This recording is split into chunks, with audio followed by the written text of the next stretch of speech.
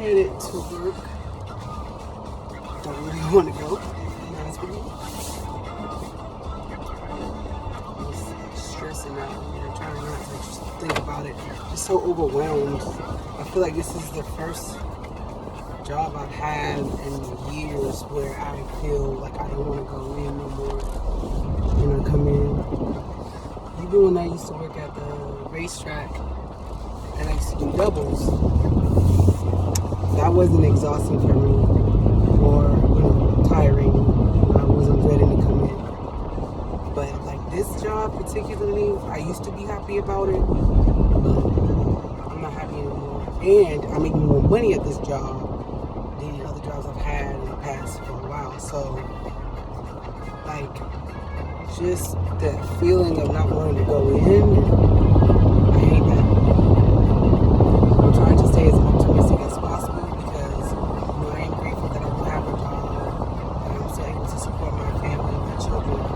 But I do know I have to make moves, so I don't have to be miserable at my job or miserable with what I do. I know I'm destined for other things as well. And I don't like answering to people, like hovering over me like I don't like that.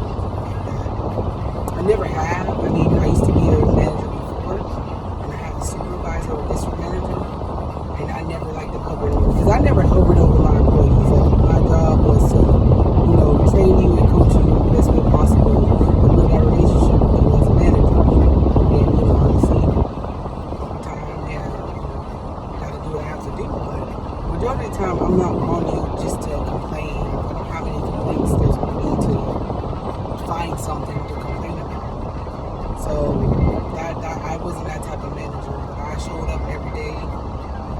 When I had my son, I was driving an hour from Daytona to work, getting up at 3 o'clock in the morning, leaving by 4 so I could get my job by 5.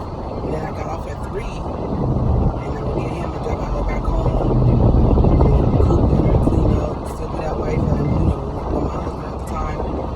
But like this job is so draining to me. Like, I dread coming in here. Like I just and the only thing that's keeping me going outside of my babies, obviously all my friends that I made, just having them motivation and motivation to each other is just something I value very much. So I'm going to go in as best I can, smile on my face. I also want to say suppressing because I don't want to say that, but that's what I have to do at this moment, so I can get through the day until I put what I need to in the works. I believe it's going to happen for me. Like, don't get me wrong, I know that it's going to happen for me, but I also have to, push through till I get where I need to get to so I can leave, this job that I'm not happy at. And I'm good at it as far as customer service. I'm really kind to people and things like that. But other stuff that I don't know, it's just not for me. Let me just put it that way. Other people, it may be better for them. They're maybe built for it. Personalities might, line up with it, but it doesn't line up with me in certain aspects of the job. So I know I have to move out of that and do something that I know gives my heart. I'm happy to do every single day, even if I have to do it by myself. I know I'm gonna be happy to do it because I've seen how I will let this job affect me in my daily life and my emotions, and I don't like that I've allowed it to do that. Can't blame anybody else but myself for allowing myself to, be put through this, but there's nothing that I can't do or can't handle that I can't overcome. So that's what I just remind myself, that if I want it, I can have it, and I can change it. I'm going to do that. So that's what I'm trying to do, is just change some things. So there's no need to, I don't come in the job complaining, obviously. I mean, I complain with my friends, but that's just with my friends.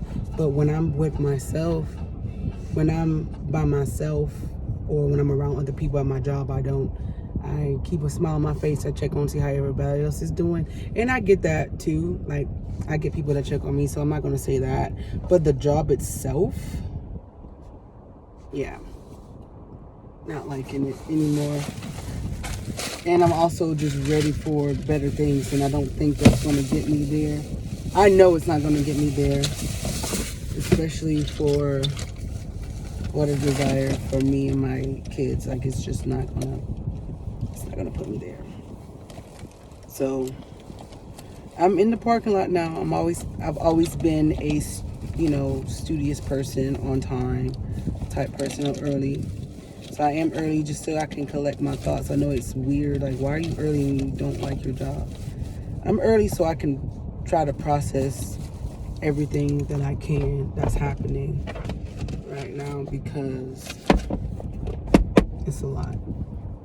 And I'm about to do my little eyeshadow stuff. I don't do crazy stuff. I told y'all. So I do like makeup. I'm not gonna lie. I like makeup and nails and stuff. And see, this is the color I'm gonna put on because I got a little bit of green in my shirt. Orange is, purple. Purple's my favorite color, but orange looks good on me. So I'm not gonna lie about that. But yeah, I'm just not happy. And there's other areas in my life too that I'm not happy with. But I try not to dwell on that so much, of being in an unhappy state. And like I say, staying in a state of gratitude. And just being happy, where I'm at, or just being grateful that I'm still alive. Like I said, I have a job, but that doesn't mean I can't change, where I'm at. I can do that. So I'm just trying to sit in that and, just stay as optimistic as possible. And I remember listening to Summer Cree. She was on Shambooty's podcast, and she was talking about her, like, sexuality and other things in her life that she's, dealt with or whatever. But this particular conversation where she mentioned how if something bad happened, her dad would see it as a challenge. Like, okay, so what can we do to make this different? And she said it was like a game to him. And I'm reflecting on that right now because I'm trying to think of things that way. Like, okay, what can I do to turn this into something better? Even though innately I don't want to be here, like I said, I'm trying to think of the positive. Like I said, I've reached other people. I've made friends here. So that's one of the positive things. And friends that have the same mindset as I do, who want the same things in life or want to do better for themselves. Even though we're different people, we don't see everything exactly the same, but we also know we're worth more, if that makes sense. So to have friends that, that I share values with and that are uplifting, I appreciate that. And I met two of my greatest friends here, not lying. Day one we clicked. And it's been like that. And everyone at job knows who we are. Like, they know us. But we're not just clicking just to, like, whatever. Like, we're very positive up to uplifting each other. We have the same, like, for the majority part, belief systems, like, spiritually. Some things are a little different, but we all have the same ultimate goal. Like, we all have the same goal to want to get there. And that's what I'm hoping to,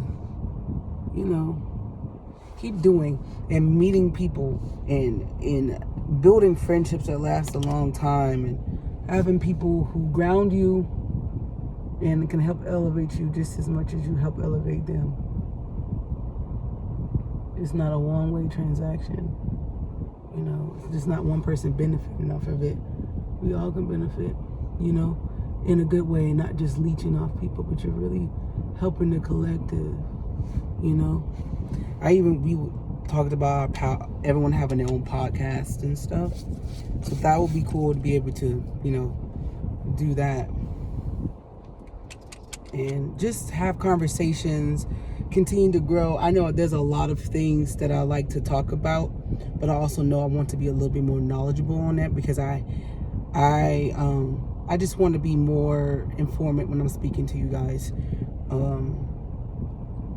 And I could, just speaking facts more than only my opinion. Like, yes, it's my opinion, but if there's things that could back up with facts, yeah, I do that. Like I said yesterday, some things are just an opinion, doesn't mean you have to take it face. And I will also tell us, each person that's growing and learning to do the research yourself as well. You don't want to just go by what people say. Do the research yourself, and don't be scared to open yourself up to the possibilities of the fear of thought you knew something and it wasn't what you thought it was, or it's not as, things aren't as they seem type thing. And keep growing and trying new things. Whatever clicks. We're not all the same, we're not the same. Literally, the definition of unique is every individual person on the earth. Even twins are unique. And I use T and Tamira as an example because they're awesome. I loved T and Tamira since Sister. And I watched the reality TV, and I always could tell them apart. Like, that was just easy. As far as like when you look at them, I could tell them apart. I know they're twins, like you can see that, but you can see the difference. But what's another difference is their view on life. I remember Tia was saying it, and I think Tamira said it too. How they both they grew up in the exact same household, same parents. They're identical, right? So they have the same DNA, but they're literally night and day. They're not the same person. They don't share the same views at all. And people may see them as, well, you're twins, you're supposed to this and that. No, they're individual souls. I in my mind, and I don't know what other people think, but I'm like, yeah, they're the polar opposites of their soul, like parts of their soul. They're different people. The same body, well, different in two different bodies. Let me say it, in two different bodies, and like the egg split. Obviously, same sperm and egg, and it split in half and created duplicates, but different spectrums of the duplicate. So you see that. So everyone's literally unique. Like, you become some type of the same, like I said, egg and everything. You're different. I'm sorry, I keep going over this eye because it's not doing what I want. I don't have the longest lashes in the world, but come on, work with me, do something. This one's a little too clumpy. I don't like how that one was looking. But I was trying to, but it's fuller than this one. That's what's crazy. All right, that's all I'm doing. Nothing crazy. I'm not too precise on it right now because, it's just that. But now that my makeup is done, I'm a little bit more cheerful. The more I start talking and the closer it gets, I'm, like I said, trying to stay as optimistic as possible. And then with each call that I get, I remind myself of the impact I can have on as an individual as well. That when I tell you, since I've been here, like some of the stories that people are going through right now, people need a light. Like, I need a light, but even they need a light. And if it's an area that I'm a light of, then I'm going to shine that light on that person. And if there's someone that's a light for me in an area that I'm not a light for myself, I'm going to allow that light to shine on me and absorb and take in what they're saying. And regardless if they don't know me, regardless if they don't even believe what they're saying, when I hear the positivity, the effort behind it to, like, what, I need to uplift somebody, or make sure this person has, I can help them change the trajectory of their life in a better way, that's what I will do. So I'm hoping that, I can continue with this job, and that if I keep that mindset until I get, where it is that I want to be, where it is that I want to be in my life. And I can literally see myself in these spaces that I want to be in, that I desire to be in, that I deserve to be in. I feel like I'm not saying in a negative way, but when you have the word like on the tip of your tongue, you can feel it and taste it, just hasn't come out yet, but you're going to get it out. That's how I feel when I envision myself in these places, traveling the world, or being more present with my kids and taking them places to taste the world, being involved in the community, like, you know, living on my own, in my own home, on my own land, have my own, you know, trees of fruits and vegetables and little farm. Like, I can visualize myself outside with my kids in our space, being at peace, being happy, traveling, exploring, meeting people. Like, it's a movie in my head that I can actually see, that I've written, and I just need to wait for it to play out in real time. That's how close I am to it. That's how much I believe it to be. And even though, like I said, I feel like I'm dragging my feet,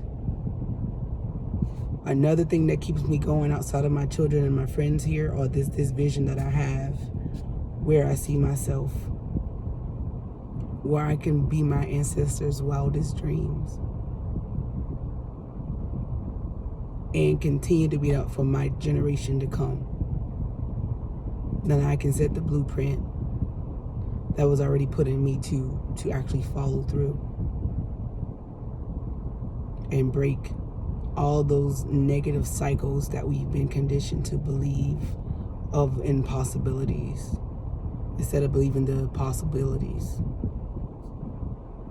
and being limited, having limitations placed on ourselves. And I'm gonna be all right. You can see the change in my attitude from the beginning of the video. I have to talk to myself.